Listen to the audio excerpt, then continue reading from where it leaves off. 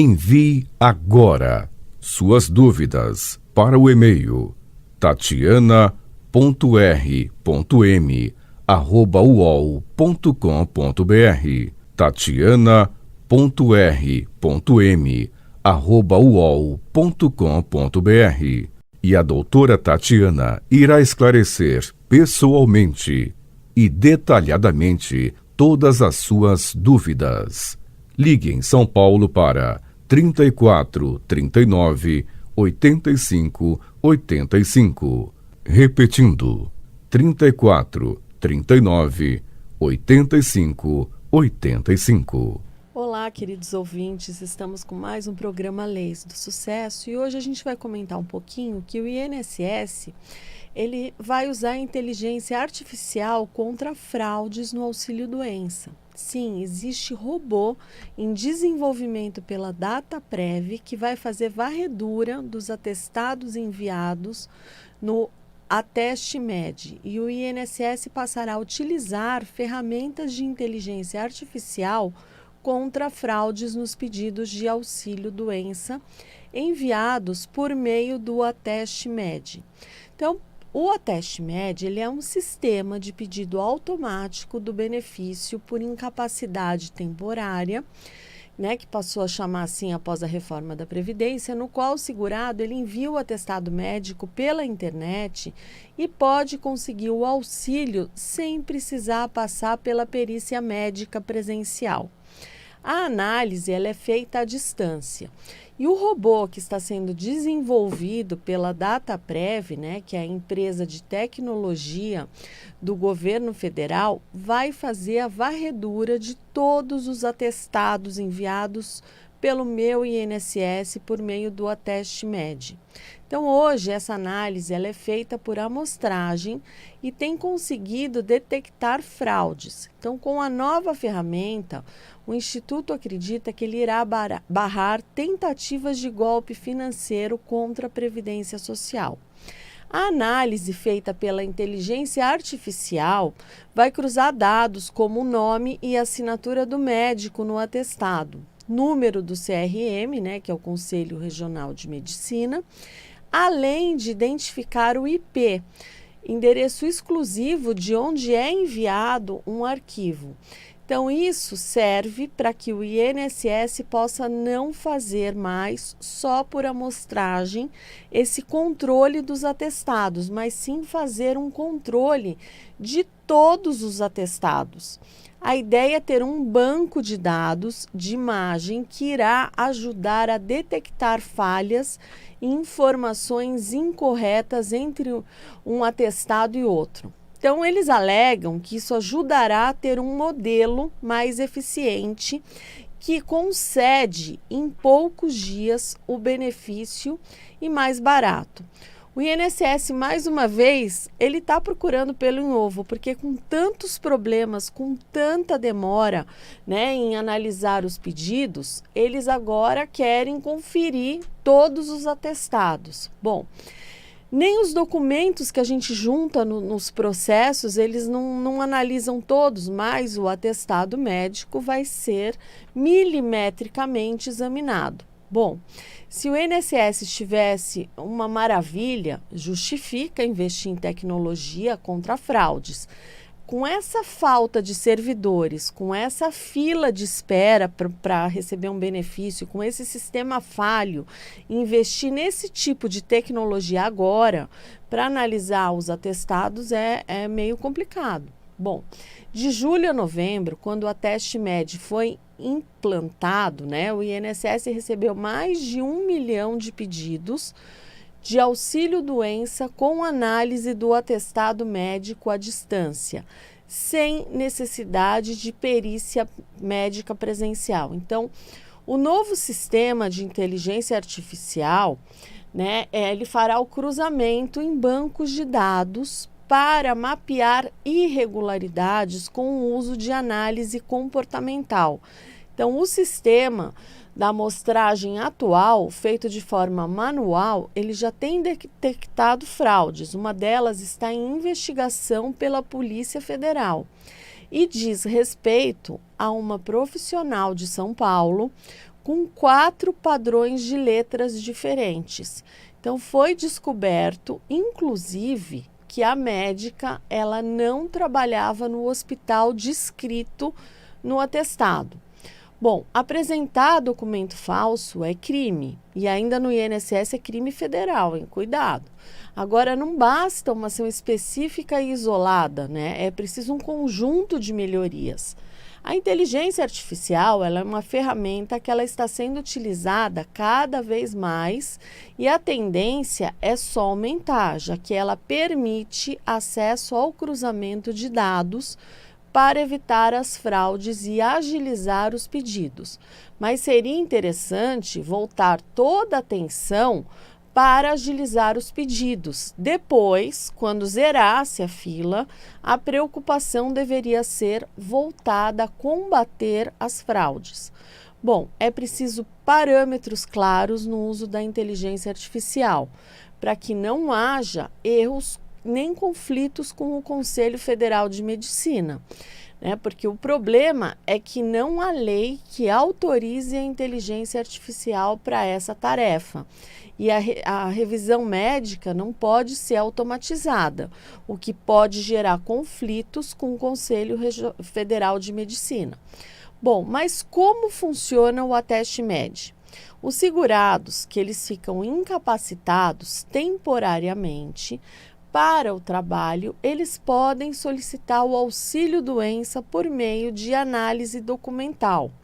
Então, eles enviam o atestado médico pelo aplicativo ou site do Meu INSS. Também é possível fazer o pedido pela Central Telefônica 135.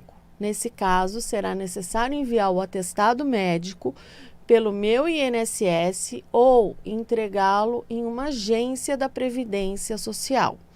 A liberação do auxílio ela é feita sem perícia, com análise documental à distância. Então, o benefício ele é concedido por até 180 dias intercalados ou não. Se houver necessidade de agendar o exame presencial, a concessão ela não será automática e o segurado terá de ir até uma agência da Previdência e passar por consulta. Bom, o atestado médico ou odontológico, ele deve ser em papel sem rasuras e conter as seguintes informações: o nome completo, data de emissão, que não pode ser igual ou superior a 90 dias da data de entrada do requerimento, diagnóstico por extenso ou código da CID, que é a Classificação Internacional de Doenças, assinatura do profissional, que pode ser eletrônica e deve respeitar as regras vigentes, identificação do médico com nome e registro no Conselho de Classe, Conselho Regional de Medicina ou Conselho Regional de Odontologia. Bom, no Ministério da Saúde, né, que é o registro do Ministério da Saúde, ou carimbo.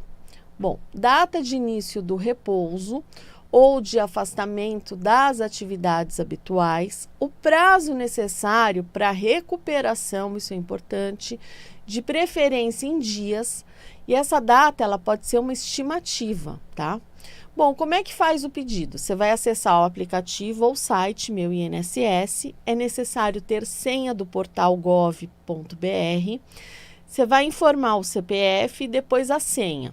Você vai clicar em pedir benefício por incapacidade e os agendamentos de perícia vão aparecer na próxima página. Mas, para fazer a solicitação, é preciso clicar em novo requerimento. Vai em benefício por incapacidade de auxílio-doença e depois em ciente. Leia as informações na tela e clique em avançar. Bom, na próxima página, você vai informar os dados pessoais, como o CPF, o número do telefone, endereço, e-mail. Aí você vai escolher sim para acompanhar o número do processo pelo aplicativo, por e-mail ou pela Central Telefônica 135. Aí você vai indicar se você é autônomo ou empregado de empresa privada.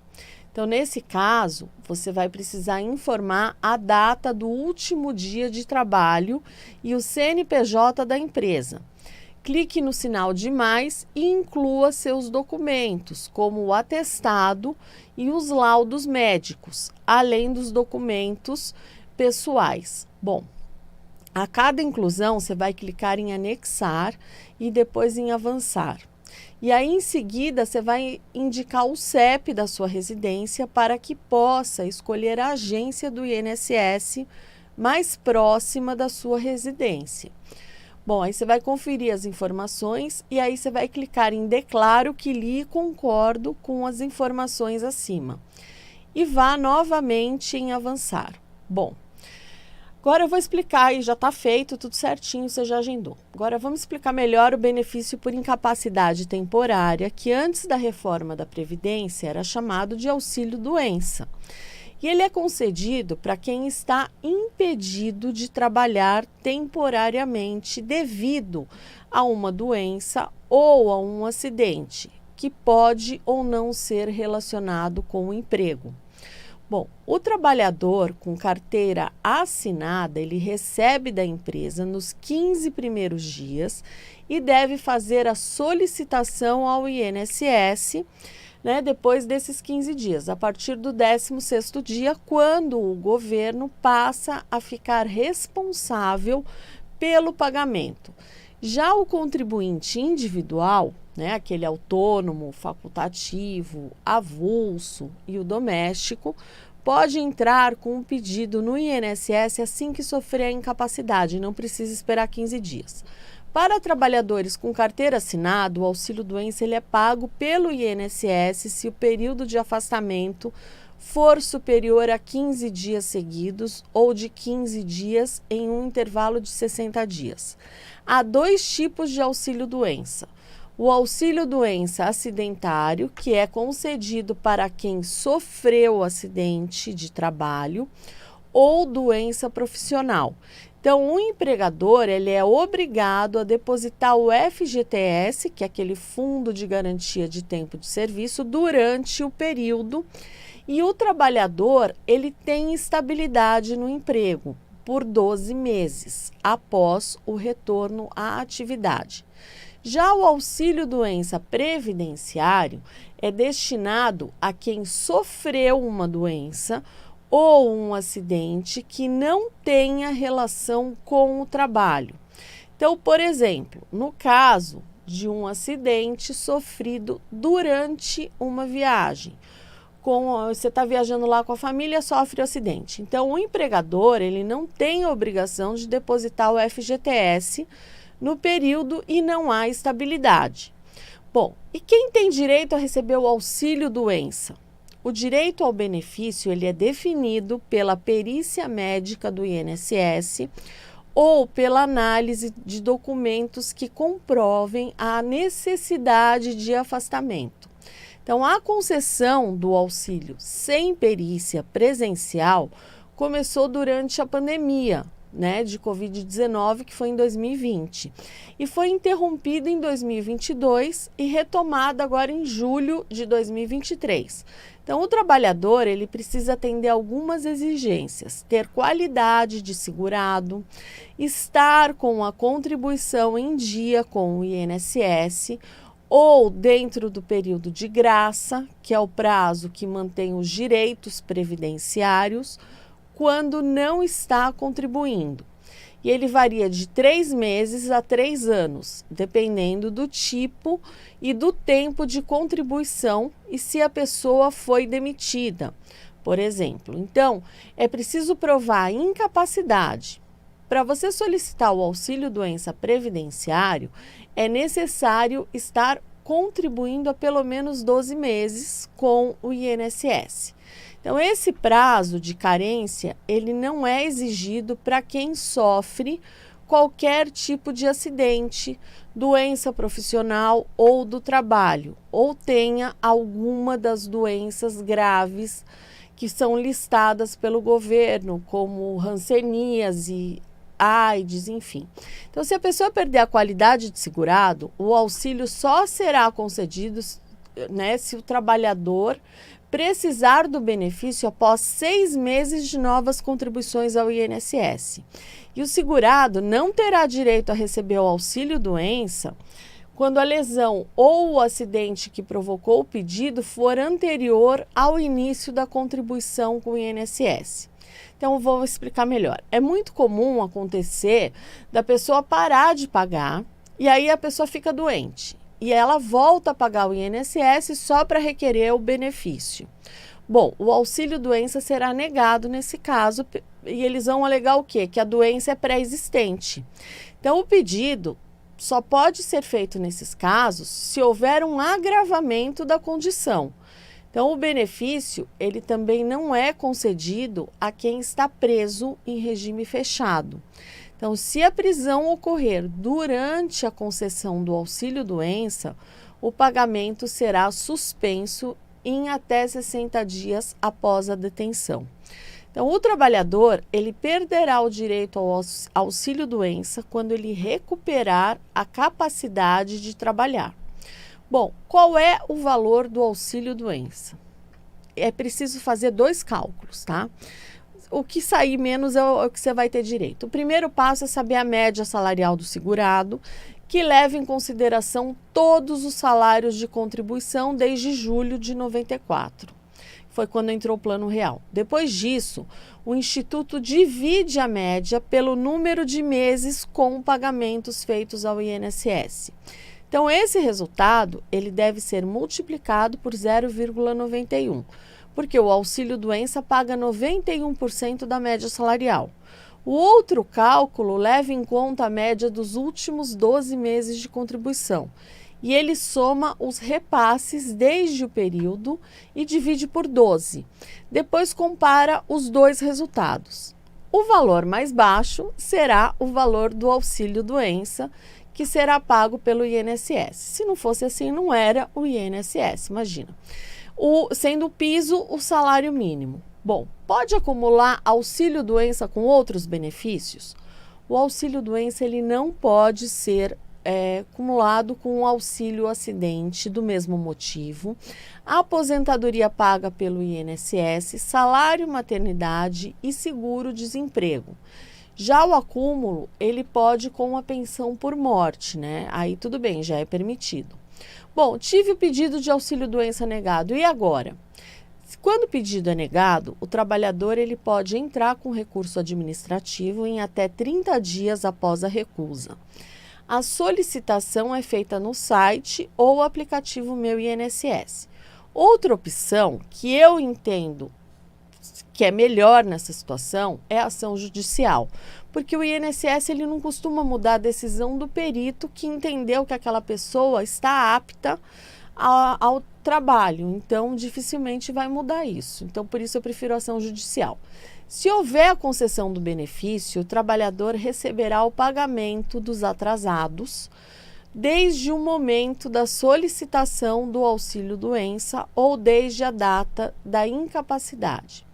Bom, eu vou contar, assim, eu vou abrir um parênteses aqui, vou contar o que aconteceu comigo. Em setembro de 2021, eu peguei Covid, fiquei bem ruim, fiquei de cama, depois eu fiquei com muita falta de ar, daí eu pedi o auxílio-doença, fiz a perícia no INSS, levei os atestados, mas o INSS negou. Justo de quem o INSS foi negar o pedido. Bom, não tive dúvida, entrei com uma ação judicial, fiz uma nova perícia e o benefício foi concedido. Gente, não foi nem pelo dinheiro, mas pelo desaforo, sabe? Você está doente, você pede, você paga o INSS, você não recebe. Acabei recebendo 1 mês de auxílio-doença. Então, vocês têm que fazer isso, têm que correr atrás. Quantas pessoas tiveram Covid e nem solicitaram auxílio-doença? Muitos nem sabem, né, que poderiam solicitar. E quem teve e não requereu ainda, pode solicitar o auxílio-doença. Manda os documentos e o perito vai analisar os documentos com aqueles documentos retroativos. Bom, o acidente de trabalho ou doença profissional, no caso de acidente de trabalho, a empresa tem que emitir CAT, né, que é a comunicação de acidente de trabalho, no primeiro dia útil após o acidente ou a entrega do atestado médico. Bom, se a empresa não fizer a emissão da CAT, ela pode ser feita pela pessoa acidentada, pelos dependentes ou sindicatos médicos ou autoridades públicas. Já essa diferença, a doença do trabalho, a empresa ela pode emitir um documento, ou seja, não há uma obrigação dessa emissão de CAT. Há casos em que o segurado ele consulta um médico, explica a sua rotina de trabalho e os malefícios ocorridos e recebe o diagnóstico que a doença ocorreu por causa da atividade profissional. Então, o médico deverá informar a CID, que é aquela classificação internacional de doenças. Bom, eu posso solicitar o benefício sem estar trabalhando? A resposta é depende, tá? Não necessariamente o interessado precisa estar trabalhando naquele momento ou contribuindo para o INSS para manter aquela qualidade de segurado. E às vezes ele consegue solicitar o auxílio-doença. O que vai definir a existência do direito de solicitar o benefício, mesmo sem contribuições naquele momento, mas a pessoa já tem que ter contribuído pelo menos no passado. A gente analisa o que é a condição de segurado. Então, é possível que um trabalhador desempregado há 36 meses possa solicitar o auxílio-doença, desde que ele tenha mais de 120 contribuições para o INSS e recebido o que? O seguro-desemprego após a sua demissão. Então, um contribuinte autônomo, ele também pode solicitar o auxílio-doença, desde que tenha completado a carência mínima, que são 12 contribuições, e tenha contribuído para o INSS há pelo menos 6 meses. Então, portanto, é possível que o auxílio-doença seja concedido ao indivíduo que não estava trabalhando ou contribuindo para a Previdência Social, mas que ostentava a qualidade de segurado no momento que solicitou aquele pedido administrativo de auxílio-doença. Por outro lado, se o interessado nunca contribuiu para a Previdência Social e essa pessoa está acometida de doença que o impede de trabalhar, aí o benefício pode ser postulado, não se trata do auxílio-doença, mas sim de um benefício assistencial. Aí você precisa ver como é que está a situação da pessoa, a idade dessa pessoa, aí tem uma série de requisitos, mas quem nunca contribuiu às vezes quer pedir auxílio-doença, não pode. Tá? O INSS funciona como um seguro. Quando você paga, você tem direito de solicitar benefício. Gente, essas são as minhas dicas de hoje. Eu vou me despedindo de vocês. Fiquem com Deus e até o próximo Leis do Sucesso. Envie agora suas dúvidas para o e-mail tatiana.r.m@uol.com.br tatiana.r.m@uol.com.br e a doutora Tatiana irá esclarecer pessoalmente e detalhadamente todas as suas dúvidas. Ligue em São Paulo para 34 39 85 85. Repetindo, 34 39 85 85.